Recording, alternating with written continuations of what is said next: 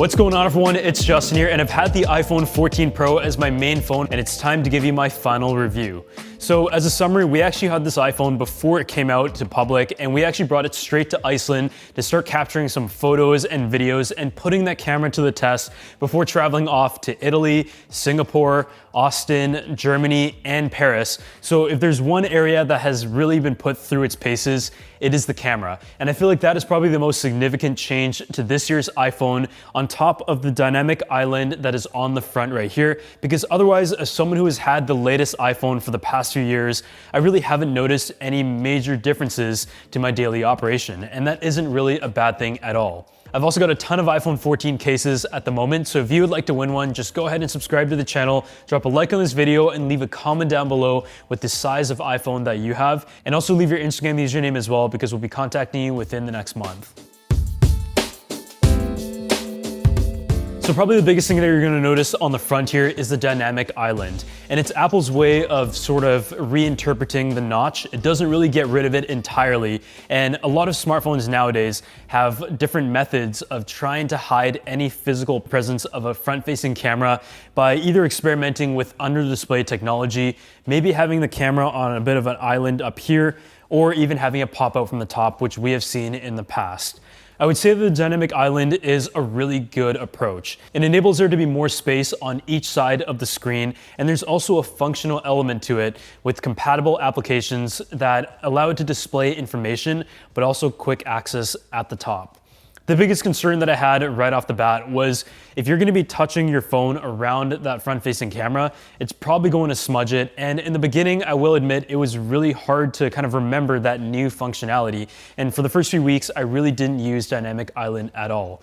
But I do feel like with being able to change the music, go to the music app, and also using apps such as ride sharing, where it gives you an estimated time, it at least utilizes this certain area that has to be there for the Face ID and stuff relatively effectively. One thing that is a bit of a drawback though is that when you go ahead and watch a movie, it theoretically takes up more space on the screen than the original notch. It hasn't really affected the viewing experience, but it is definitely something that I have noticed. So I'd say all in all, Dynamic Island is nice, but perhaps one of my favorite features is the fact that the display is even brighter. It is able to hit a peak brightness outside of 2000 nits in the daylight, and that is just good for any scenario where there's direct sunlight hitting your phone and you want to be able to still see what is on the screen.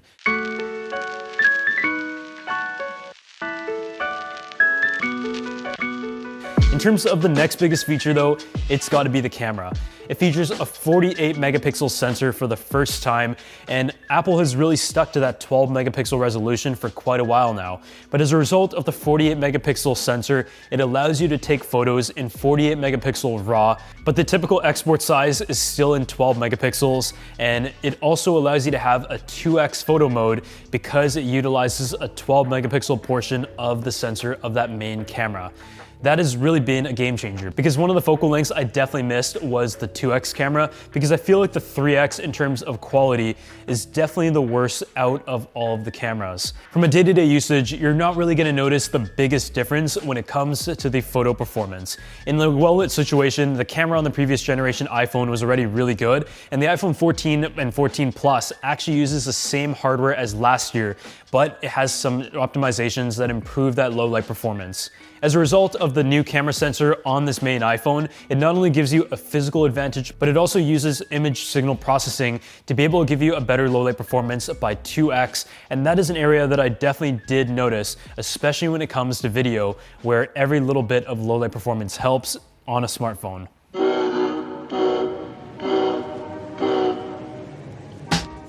So it's nice to be back in New York, because I feel like it's a perfect place to test out the 48 megapixel camera, but also specifically the 48 megapixel RAW. We're going to one of our favorite places to check out every time we're in town, and that is Summit One Vanderbilt. And they've given us great access before it is open to public to be able to go up there and take some beautiful photos as the day starts in this crazy city.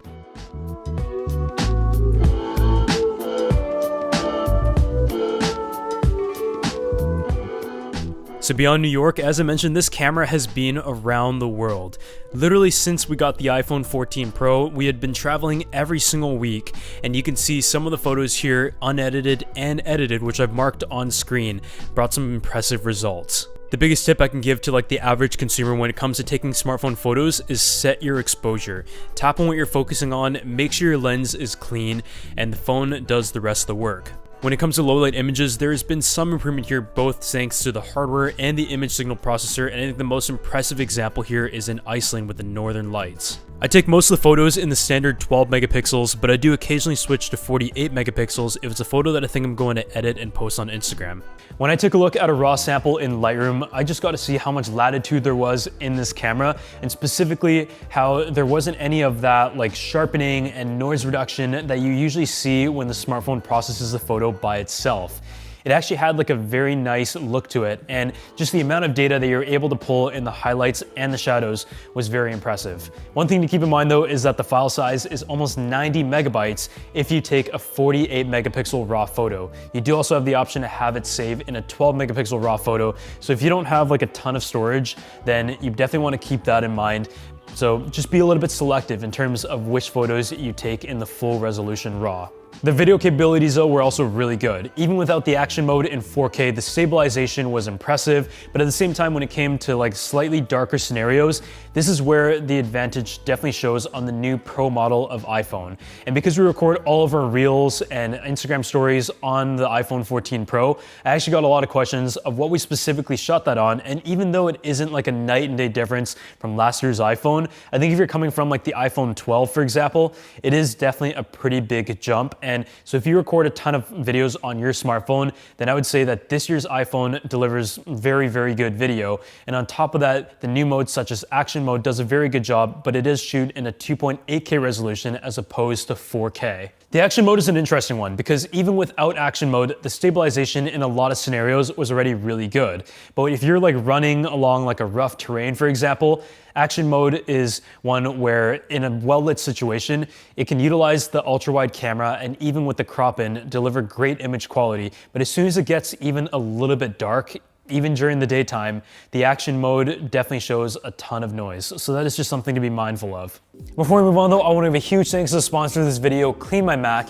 And this is a program that you should absolutely install on your computer the second that you get it, because I've pretty much had it on every single MacBook that I've had to date. When you're running all the daily tasks on your computer, whether it's email, having these large attachments, Chrome, and also all the general tasks, your computer does have a lot of built-up files that can not only take up a lot of space, but also cause your computer to slow down. And what I love about Clean My Mac is that it is just such a beautiful interface, but it is able to run a general maintenance scan on your computer, and with one click, it will clean up all the files that do take up a lot of space. Another really great feature is the menu app. With the dashboard, it gives you informative monitors of every aspect of your Mac's performance and allows you to monitor and also adjust certain settings while also following some of the recommendations. There's also the malware removal tool that scans your MacBook for viruses, adware, browser hijackers, and other macOS specific threats. And another very useful feature is Space Lens, which lets you visualize your entire disk to see if there's any large or unneeded files taking up unnecessary space. I've been a paid customer of Clean My Mac for many years now, so if you guys want to go ahead and check it out for yourself, they're running a 30% off discount for a limited time only, so check that link in the description that is also on screen. So now we've spent a ton of time on the camera and how it benefits from a lot of the image signal processing power, let's go ahead and talk about the actual software experience and usability performance-wise in the past 6 weeks. So this iPhone 14 Pro features the A16 Bionic chip, and it's one where I would say even in previous generations, there's already been more than enough power in the iPhone despite what the specs would say compared to like say an Android phone on the market. And I really didn't feel like there had to be many performance improvements because whatever tasks that I would do on the smartphone itself, it was able to handle very quickly. It was more so down to like the image signal processing elements that are able to utilize that additional power to compute in a much faster way and also enable features such as action mode, which uses that combination of hardware and software along with the improvements of low light performance. It's a 6-core CPU with 2 performance and 4 efficiency cores paired with a 5-core GPU and a 16-core neural engine. And when it comes to actually using it day to day, I haven't really noticed a big difference in terms of speed from the iPhone 12 to the iPhone 13. So all I've got to say about the processing is that from a day-to-day and non-technical perspective, it has been able to handle all of the tasks that I need at a relatively prosumer level without any hiccups whatsoever. So the emergency SOS feature will be really interesting to see whether satellite technology gets adopted beyond just for emergency services for sending and receiving text, for example, because there are still many scenarios where you may not have signal or reception and still like to communicate. So while we were in New York, we also got a live demonstration and test of the SOS mode on the iPhone 14 and 14 Pro. After you have triggered the option, it will ask you a set of questions that are efficient and allow you to relay the information needed across to get help as soon as possible. It asks you about the emergency, who needs help, as well as any vital signs before asking you to connect to the satellite. And the trick to this is to utilize the tool to point it at the direction where it's able to get the best signal possible. And in a lot of cases, that is where there is limited foliage and direct view line to the sky. As you can see here, the guiding tools are really great, and we were able to get connection very quickly, and from there it will start to process the message to one of Apple's relay centers, who will then contact local emergency services based on the information you provided. From there, you can describe your specific location key points as well as any additional information, and if you have emergency contacts added, it will also notify them as well. This is a really cool demonstration to check out, and it's just another one of Apple's initiatives to push health and safety into technology. The location sent via satellite also works with Find My Friends, for example. You can also use a demo of SOS mode in the settings of your iPhone 14 or 14 Pro to get more familiar with the interface and the process in the case of an emergency. So the next thing is about battery life, and this is probably the only category that I would say I notice a slight drawback compared to the previous generation. Even though the all-day battery life theoretically is supposed to last the exact same time as before, I will say I used to drain my iPhone within about a day, no problem. Like by about 7 p.m. I will need to plug it into a charger, and throughout the year that was sort of one of the trade-offs that I realized of dropping down to the iPhone 13 Pro as opposed to going with the 13 Pro Max. And this year I decided to go with the iPhone 14 Pro instead of the 14 Pro Max just because it's a lot more manageable, and I have found that the battery life is maybe about 1 to 2 hours less than what I was getting on the previous generation iPhone. It has definitely improved in the time that Apple has issued a few different updates, and that is totally normal, but I did also turn off the always on display, and I've been getting closer to maybe 45 minutes to an hour of the battery life that I was getting on my previous iPhone, but still not quite as much. So I think that is one category where I hope to see a pretty big improvement in the future, because if someone spends in my case, it's almost 9.5 hours of general usage on the device, then you're gonna have to charge it more than once a day. Based on usage of the iPhone 14 Pro Max, so the battery life has been excellent on that. So if that is an issue and you don't want to carry around like a backup battery, the MagSafe backpack, or have to charge it very often, then that is going to be the solution to that. So as someone who has tried different iPhones throughout the years and have also compared them, this is my kind of takeaway from the iPhone 14 Pro. It is able to deliver in each of the categories that Apple has tried to improve, but in some areas not as complete as others. For example, the camera. The main camera is really good. It's been upgraded. The features are definitely very useful for someone who takes a lot of photos, and that alone for me is a reason to upgrade, just because I take thousands of photos and videos on my smartphone every single year. And the dynamic, frankly, is one that is an improvement from before, but obviously not a reason to upgrade. The battery life is not an improvement, and generally speaking, if you're coming from the iPhone 12 to the iPhone 14, you're gonna be very impressed and be able to enjoy a lot of these great features. But if you're from last year's iPhone, I don't really think there's a huge reason to upgrade unless you really, really want that camera improvement. I think the two biggest features that I would really like to see on the wish list for next year is the optical periscope camera, as well as maybe some more improvements in the ultra wide as well, 4K action mode, maybe the ability to record 8K video on the primary camera, because the sensor is theoretically capable of that.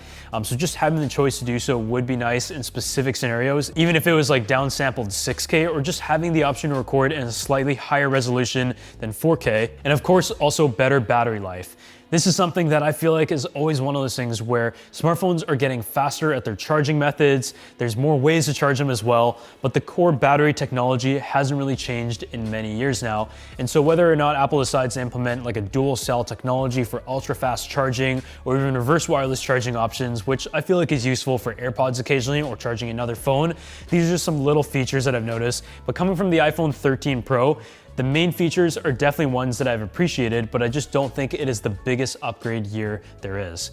So if you guys enjoyed this video, make sure you go ahead and drop a like, subscribe to the channel, and leave a comment down below as to what you think, and I'll see you all in the next video.